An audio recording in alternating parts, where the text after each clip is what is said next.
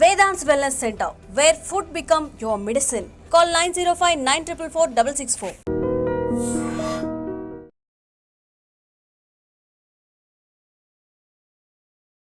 నమస్తే, welcome to IT media. నేను మీ ఝాన్సీ.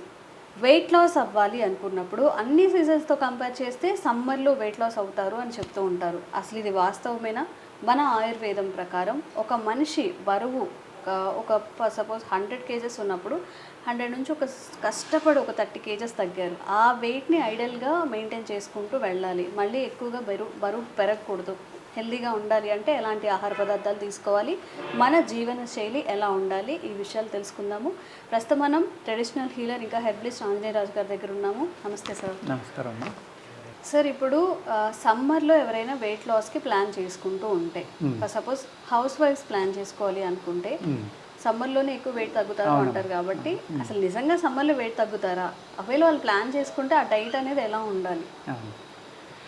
అంటే ప్లాన్ చేసుకుంటే డైట్ ఉంటాం కాదమ్మా. సమ్మర్లో నిజంగా తగ్గుతారా అంటే మీకు చెమట పడడం వల్ల బాడీలో వాటర్ బయటికి వెళ్ళిపోతే ఎంతో కొంత తగ్గుతారమ్మా. అంతే తప్ప విపరీతంగా ఏం తగ్గిపోరు. అలాగే ఇప్పుడు ఈ వెయిట్ లాస్ ఈ ప్రోగ్రామ్స్లో ఏమంటున్నారంటే 1 వీక్లో 5 కిలోలు తగ్గుతారు, 10 డేస్లో 5 తగ్గుతారు, లేకపోతే 2 నెలల కింద తగ్గిపోతారని అంటున్నారమ్మా.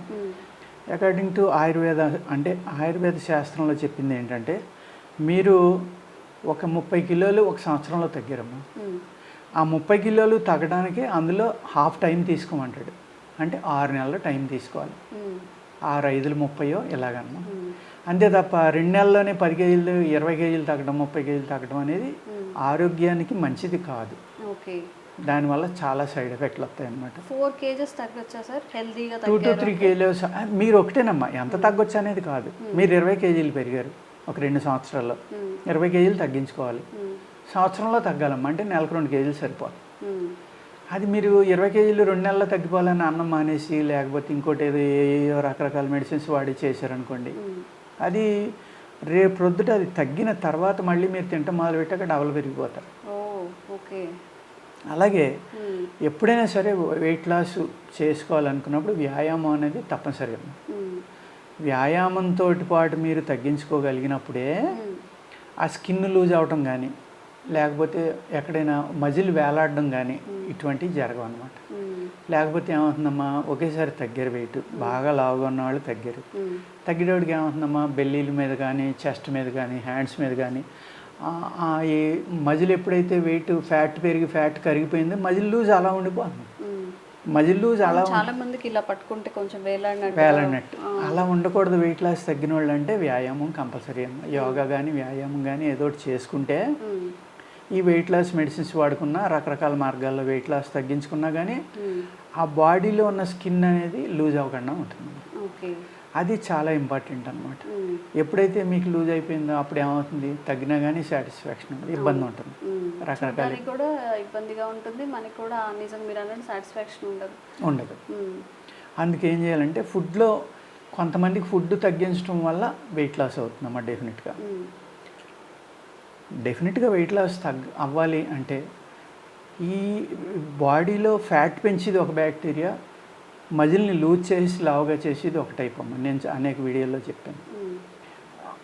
వాటిని అది ఏ టైపు 1 or 2 ఫ్యాట్ పెంచిదా బాడీని లూజ్ చేసేదా అది తెలుసుకున్నమ్మా. దానికి లోపలికి మందు వేసుకుంటా బయట రాసుకోవడానికి కూడా రకరకాల కషాయాలు కానీ ఆయిల్స్ కానీ ఉంటాయి. వాడుకుంటా మీరు మ్యాక్సిమం స్వీట్ పూర్తిగా మానేసి సాల్ట్ మినిమం చేసేస్తే అమ్మ, మీరు వాడి దాంట్లో ఒక 10% 10 grams సాల్ట్ వాడుతున్నారు అనుకోండి, 1 గ్రామ్లోకి వెళ్ళిపోవాలి కనీసం.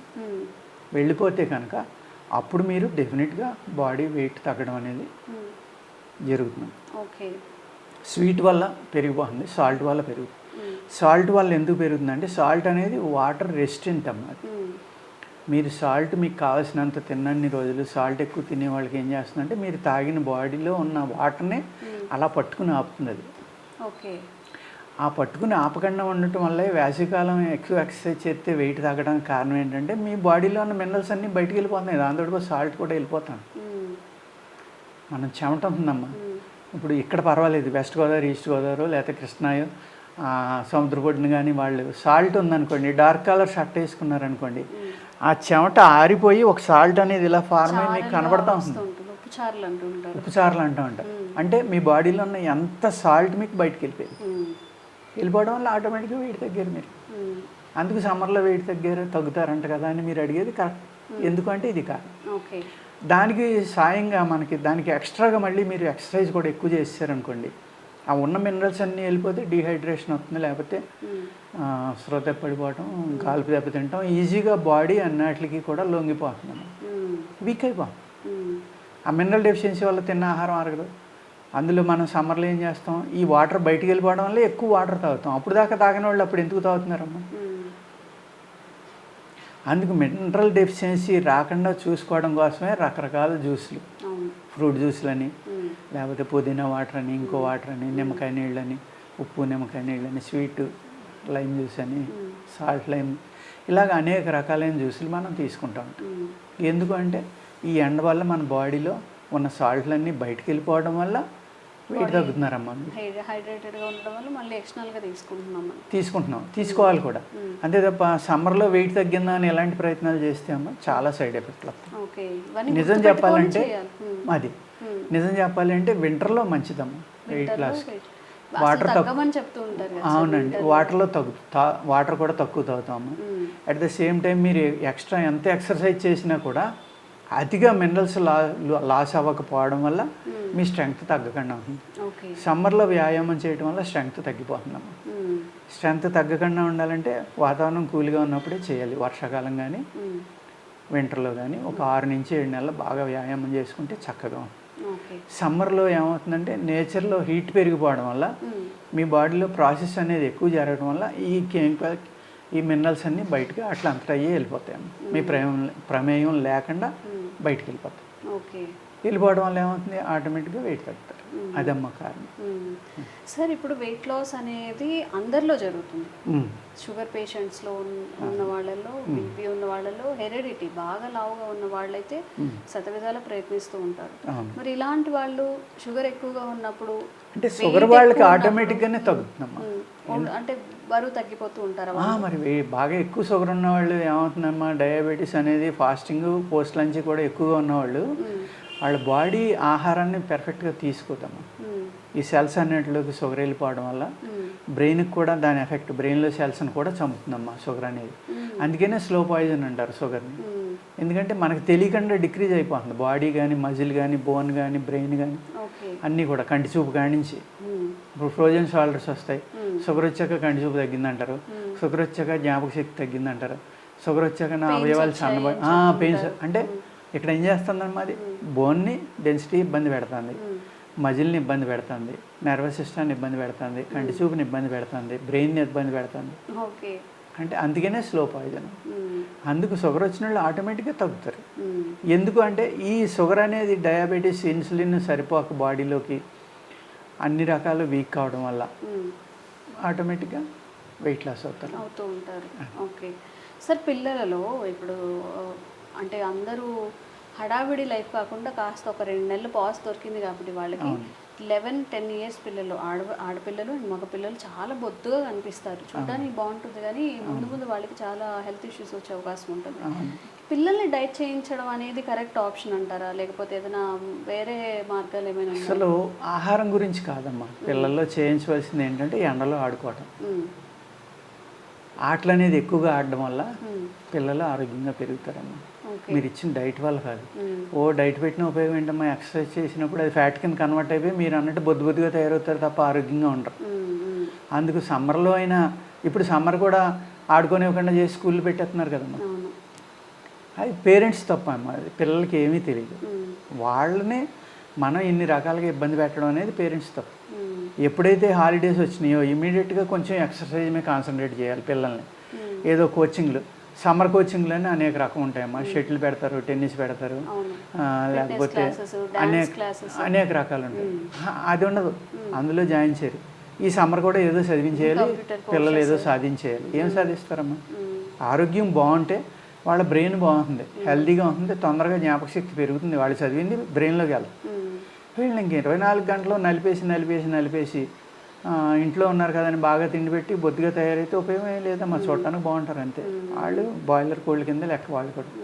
అలా కాకుండా కంపల్సరీగా మంచి ఎక్సర్సైజ్ మీరు చేయిస్తే, ఈ సమ్మర్ 2 నెలల టైం దొరికింది కాబట్టి పిల్లవాడు గట్టిగా ఉంటాడు, ఎముకలు గట్టిపడతాయి, శరీరం గట్టిపడుతుంది, వాడి నరాలు అన్నట్లోకి బ్లడ్ ఫ్లో వెళ్తుంది, బ్రెయిన్కి కూడా మంచి బ్లడ్ ఫ్లో వెళ్తుంది. గేమ్స్ ఆడడం వల్ల ఆక్సిజన్ బ్లడ్ ఫ్లో బాగా ఉంటే ఆక్సిజన్ బ్లడ్ ద్వారా అందుతుందమ్మా.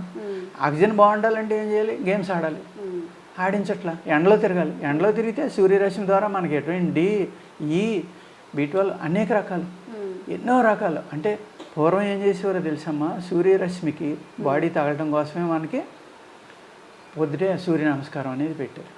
ఆ సూర్య నమస్కారం ఎలా చేస్తారు? చక్కగా నదిలోకి వెళ్ళి స్నానం చేసి బయటకు వచ్చి ఆ సూర్యుడికి నీళ్లు వదిలి ఓన్లీ ఒకటే బట్ట ఉంటుంది బాడీ మీద. బాడీ మ్యాక్సిమం సన్కి ఎక్స్పోజ్ అవుతుంది కదమ్మా, దానివల్ల చర్మవ్యాధులు రాకుండా సూర్యుడు అనేవాడు మనిషిని కాపాడేవాడు. అనేక రకాల చర్మవ్యాధులకి మేము ఇప్పుడు ఇవ్వచ్చమ్మా, మందులు ఉన్నాయి మా దగ్గర. అది రాసుకుని ఎండలో కూర్చొని రోజు 1 అరగంట అంటే తగ్గిపోతుంది. అది ఎండ ఎక్కడ ఉంది ఇప్పుడు? కూర్చోవడానికి ఎక్కడ కూర్చుంటాడు? అపార్ట్మెంట్లో ఉంటే టెర్రస్కి వెళ్ళనివ్వరు, అన్ని బిల్డింగ్లు. ఇప్పుడు పూర్వం 20 ఫ్లోర్లు 15 ఫ్లోర్లు కట్టి ఇప్పుడు 60-70 కడుతున్నారు, 50 అని. ఎక్కడ చూసినా వాటి నీడ 11 దాకా వాటికి ఎండ పడదు. మళ్ళీ 1 గంట కానించి వాటి నీడ పక్క బిల్డింగ్లు అన్నిటిని మూసేస్తుంది. ఎండ ఎక్కడ పడుతుందా? పల్లెటూరులో ఉన్న వాళ్ళకి కొంచెం పాజిబిలిటీ ఉంటుంది. అందుచేత ఎండ అనేది కూడా చాలా ఇంపార్టెంట్. ఎండ, వ్యాయామం ఈ 2 పిల్లలకి తగలకపోతే ఎందుకు పనిచేయరమ్మా పిల్లలు. అది ఈ 2 మోస్ట్ ఇంపార్టెంట్. ఎంత పర్సంటేజ్ వచ్చింది క్లాస్లో, ఎంత నెంబర్ ఉన్నాం అనేది కాదు, వాళ్ళు ఎంత ఆరోగ్యంగా ఉన్నారనేది చూడండి. వాళ్ళు దేన్నైనా ఫేస్ చేయగలరు. ఆ ఫ్యామిలీ లైఫ్లో కూడా వాళ్ళు ఓడిపోవడం, నెగ్గడం అనేది ఎక్కువగా తీసుకుని వాడు కాన్ఫిడెంట్గా ఉండగలడు, చాలా స్ట్రాంగ్ అవుతారమ్మా. అది చాలా ఇంపార్టెంట్. ఈ సమ్మర్లో ఏం చేస్తున్నారు? ఆడించట్లా. నిజమే సార్. ఇంతకు ముందు సమ్మర్ హాలిడేస్ అనగానే అమ్మమ్మ వాళ్ళు మా లైఫ్ స్టైల్ కరెక్ట్ అమ్మా, మీరు అన్నది చాలా డిఫరెంట్. 1 month ఉండి 1 month 2 months ముంజికాయలు తింటాం, ముంజికాయ తాటి చెట్లు ఉంటే, లేకపోతే మామిడికాయలు ఉంటే మామిడికాయలు, ఒకవేళ మన దగ్గర లేకపోయినా పక్క దొడ్లో దొంగతనం చేసినా తింటాం. ఇవన్నీ అనేక రకాలమ్మా. ఇవన్నీ లైఫ్లో ఎక్స్పీరియన్స్లు. అంటే దొంగతనం చేయమని చెప్పట్లేదు నేను, అంటే ఆ లైఫ్ డిఫరెంట్ అమ్మా. చెరువుల్లో స్నానాలు చేయటం, కాలువల్లో స్నానాలు చేయటం, తేనె పట్టులు తింటాం, ముంజలు తింటాం, లేకపోతే మామిడికాయలు తింటాం. ఆ సీజన్లో వచ్చి ఇవన్నీ తింటా ఎంజాయ్ చేసి, ఆ గాల్పులో కూడా పొలాల మీద తిరగటం, తోటలో తిరగటం, ఊళ్ళో బయట గేమ్స్ ఆడుకోవడం, ఇలా ఆడుకోవటం వల్ల వాళ్ళు చాలా ఆరోగ్యంగా పెరిగారమ్మా. ఆ నెలలో వీళ్ళు మెంటల్ స్ట్రెస్ అంతా కూడా ఆ నెలలో పూర్తిగా జీరో అయిపోతుంది. వాళ్ళు మళ్ళీ ఫ్రెష్గా ఎడ్యుకేషన్కి వస్తారు, మన ఇంటికి వస్తారు. అక్కడ అంతమందితోటి బయట ఇంట్లో జరిగినట్టు జరగదు కదమ్మా. చుట్టాల ఇంటికి వెళ్ళడం వాళ్ళు మేనమామలు తిట్టొచ్చు, తమ్ముళ్ళు తిట్టొచ్చు, అన్నలు తిట్టొచ్చు, చిన్నాళ్ళు తిట్టొచ్చు, పెన్నాళ్ళు తిట్టొచ్చు, ఎవరో ఒకళ్ళు. ఇక్కడ మీరు ప్యాంపరింగ్లో పెరిగాడు, ఇక్కడ ఒక టైం ప్రకారం మీరు అడిగిందల్లా ఇచ్చారు, వాళ్ళు అక్కడ ఇవ్వరు. ఆ ఇవ్వకపోవడం అనేది అక్కడ డిఫరెన్స్ ఏంటి? సైకలాజికల్గా అడ్జస్ట్మెంట్ అనేది అలవాటు అవుతుందమ్మా. తిట్టారు, ఆ తిట్లు తినడం అలవాటు పడుతుంది. దెబ్బలు కొట్టారు, ఆ దెబ్బలు తినడం అలవాటు అవుతుంది. ఇద్దరు వాళ్ళ సంతానం వీళ్ళ సంతానం కొట్టుకున్నారు, ఒకళ్ళు నెగ్గారు, ఒకళ్ళు ఓడిపోయారు, అవన్నీ అలవాటు అవుతాయి. అలాగే వాళ్ళ పిల్లలు ఎంతో కొంత వాళ్ళకి ఎక్కువ ఇంపార్టెంట్ చూపించారు, వీళ్ళకి తక్కువ ఇంపార్టెంట్ చూపించవచ్చు. దాన్ని తట్టుకునే శక్తి వీళ్ళకి వస్తుంది. అంటే ఒక రకమైన ట్రైనింగ్ కాదమ్మా అక్కడ జరిగేది. ఇది పిల్లల తల్లిదండ్రులు ఆలోచించట్లా. అది సో మీ పిల్లలు మెంటల్గా స్ట్రాంగ్గా ఉండాలన్నా, పీస్ఫుల్గా వాళ్ళ లైఫ్ని లీడ్ చేయాలి, కానీ ముందు ఫిజికల్గా స్ట్రాంగ్గా ఉండాలి. వాళ్ళకి ఒక హెల్దీ లైఫ్ స్టైల్ అలవాటు చేయాలి. హెల్త్ ముఖ్యం, తర్వాత హెల్త్ ఉంటే చదువుకోవచ్చు, జాబ్ చేయొచ్చు, ఏవైనా చేయొచ్చు. కాబట్టి వెయిట్ లాస్కి ఆలోచించే ముందు అసలు మనం హెల్దీ లైఫ్ స్టైల్ ఉందా లేదా అని ఒకసారి ఆలోచించుకుంటే చాలా మంచిది. ఈ పద్ధతులను పాటిస్తే మనం ఆరోగ్యంగా ఉండే అవకాశం చాలా ఎక్కువగా ఉంటుంది. Thank you sir, thank you so much.